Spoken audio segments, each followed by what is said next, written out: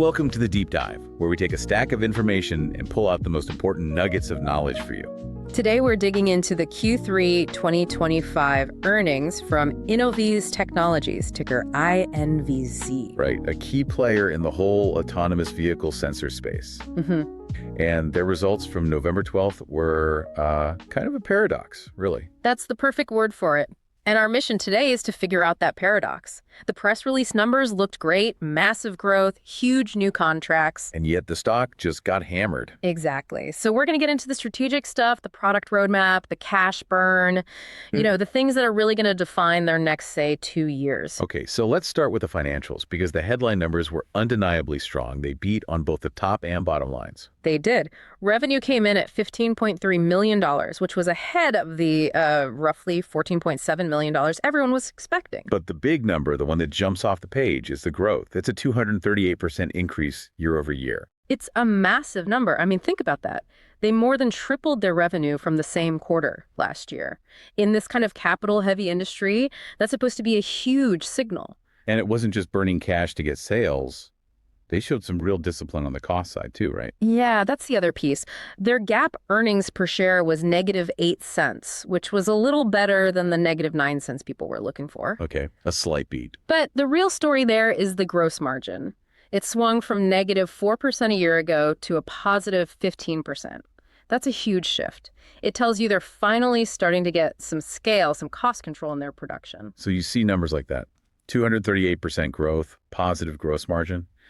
You'd think the stock would just take off and not look back. And for about an hour, it did. Pre-market, the stock jumped about 7.5%, up to around $1.73. Good then.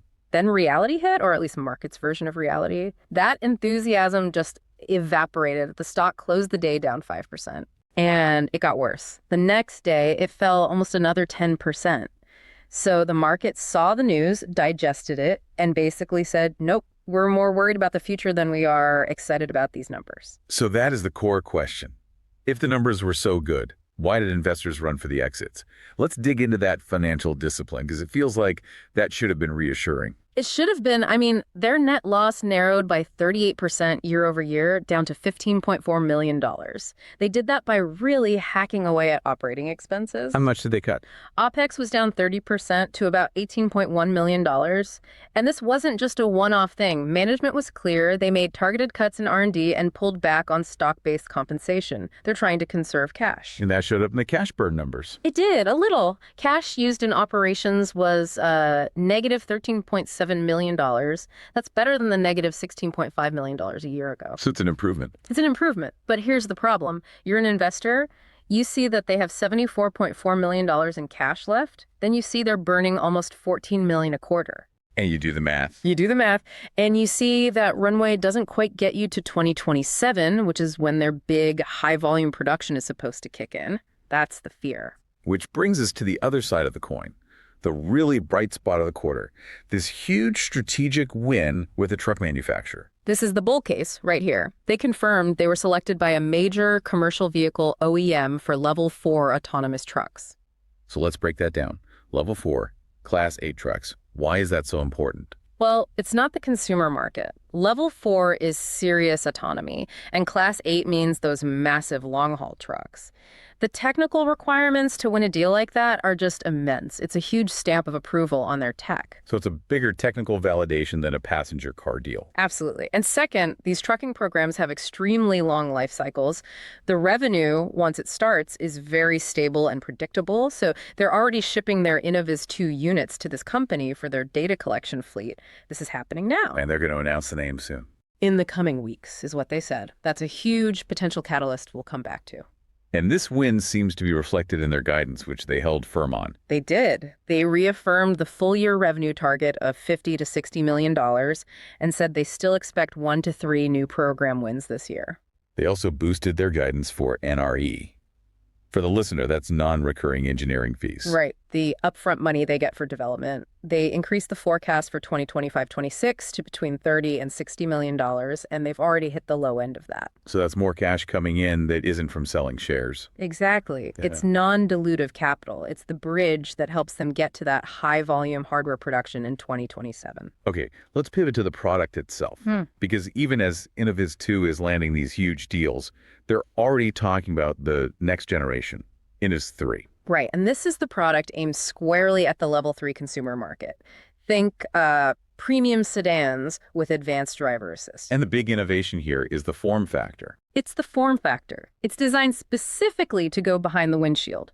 Car makers hate, and I mean hate, bulky sensors messing up the design of their cars. InnovizThree is 60% smaller than its predecessor and uses less power. So it's easier to integrate. Much easier, but again, here's that date. The target for start of production is 2027. The elephant in the room, always 2027. Always 2027. But it's also worth touching on the tech debate here, because they're really planting their flag on a specific approach. They're sticking with 905 nanometer time of flight, or TUF. They are, even as some rivals are pushing other technologies. Management's argument is that while other things like FMCW are interesting science projects, 905 TOW has massive practical advantages for mass production right now. Like what? For one, superior range. They're claiming up to 450 meters. They also say it works better in bad weather, rain, fog, that sort of thing. And the supply chain is a big piece of this, right? It's maybe the biggest piece. The components for 905mm tech are mature, they're automotive grade, they're available at scale. They're not trying to build a new supply chain for some exotic new technology. They can actually build this reliably today. And they seem pretty confident that the market is shaking out, that there are fewer and fewer real competitors left standing. They basically said the hype is over. Now it's about who can actually manufacture a reliable auto-grade product that a company like VW or a major truck OEM will actually put on a vehicle. The barriers to entry are getting higher, not lower. Okay, so let's bring it all back to that investor skepticism. They have the tech, they have the design wins. Why the sell-off? Is it just that 2027 is too far away? That's a huge part of it. It's not just about timing. It's about survival until that timing arrives. You look at the analyst notes. Goldman Sachs kept their buy rating, but they trimmed their price target from $2.50 down to $2. And the reasoning was? Execution risk. Plain and simple. The risk that they burn through that $74 million before the big revenue really starts to flow. It's all about the runway. It is all about the runway.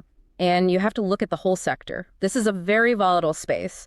Innoviz is up like 80% in the last year, but it's also down over 30% in the last month. And we're seeing a real split in the LiDAR space. A huge split. You have companies like Ouster who are executing pretty well, kind of like Innoviz. But then you have a name like Luminar, which has had huge partnerships, and they're announcing layoffs and warning about their cash runway. So if a big name like Luminar is struggling, investors get nervous about everyone. Of course they do. They look at Luminar's problems, then they look at Innoviz's $74 million in cash, and the nervousness just multiplies.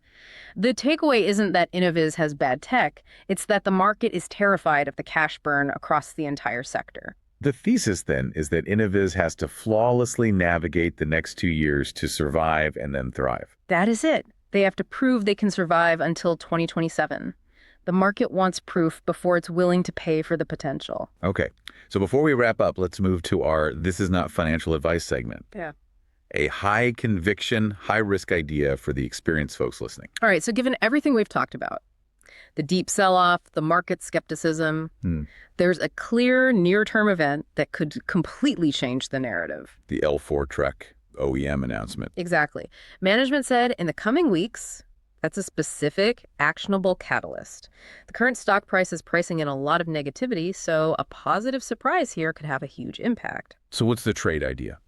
It's a highly leveraged play. You're looking at buying near-term, out-of-the-money call options, maybe with a December or early January expiration. So you're betting on a big upward spike in the stock price right around the announcement. Precisely. Implied volatility is already high, around 125%, so the options aren't cheap. But if they announce a name that everyone respects, a Daimler, a Volvo, you could see a massive short covering rally that sends the stock flying. It could totally overwhelm the current cash burn fears, at least for a while. But the risk is enormous. Oh, absolutely. This is a pure catalyst bet.